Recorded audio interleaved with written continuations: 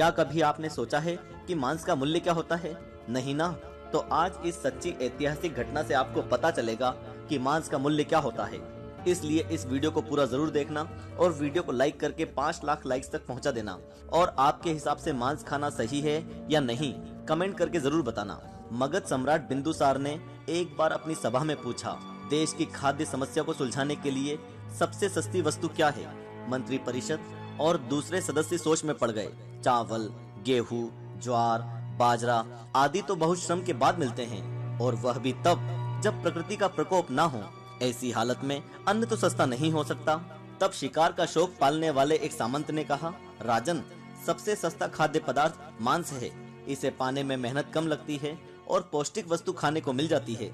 सभी ने इस बात का समर्थन किया, लेकिन प्रधानमंत्री चाणक्य चुप थे। तब सम्राट ने उनसे पूछा, आपका इस बारे में क्या मत है? चाणक्य ने कहा, मैं अपने विचार कल आपके समक्ष रखूंगा। रात होने पर प्रधानमंत्री उस सामंत के महल पहुंचे। सामंत ने द्वार खोला। इतनी रात गए प्रधानमंत्री को देखकर घबरा गया। प्रधानमंत्री ने कहा, शाम को महाराज एकाएक बीमार हो गए हैं। राजवेद ने कहा है कि किसी बड़े आदमी के हृदय का 2 तोला मांस मिल जाए तो राजा के प्राण बच सकते हैं। इसलिए मैं आपके पास आपके हृदय का 2 तोला मांस लेने आया हूँ। इसके लिए आप लाख स्वर्ण मुद्राएं ले लें। यह सुनते ही सामंत के चेहरे का रंग उड़ गया। उसने प्रधानमंत्री के पैर पकड़कर माफी मांगी और उल्टे 1 लाख स्वर्ण मुद्राएं देकर कहा कि इस धन से वह किसी और सामंत के हृदय का मांस खरीद ले। प्रधानमंत्री बारी बारी सभी सामंतों, सेना अधिकारियों के यहाँ पहुँचे और सभी से उनके हृदय का 2 तोला मांस मांगा, लेकिन कोई भी राजी ना हुआ।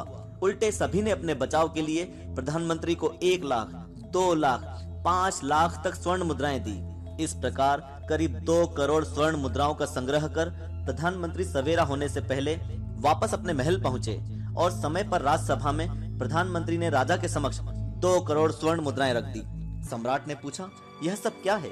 तब प्रधानमंत्री ने बताया कि 2 तोला मांस खरीदने के लिए इतनी धनराशि इकट्ठी हो गई, फिर भी 2 तोला मांस नहीं मिला। राजन, अब आप स्वयं विचार करें कि मांस कितना सस्ता है।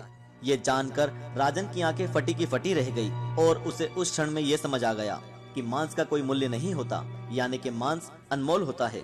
इसका मतलब ये हुआ कि किसी भी जीव के प्राण अनमोल होते हैं और उन्हें मारने का अधिकार मानव जाति को किसी ने नहीं दिया। जीवन अमूल्य है। हम यह ना भूलें कि जिस तरह हमें अपनी जान प्यारी है, उसी तरह सभी जीवों को भी प्यारी है। हर किसी को स्वेच्छा से जीने का अधिकार है। प्राणी मात्र की रक्षा हमारा धर्म है। शुद्ध आहार शाकाहार, मानव आहार शाकाहार।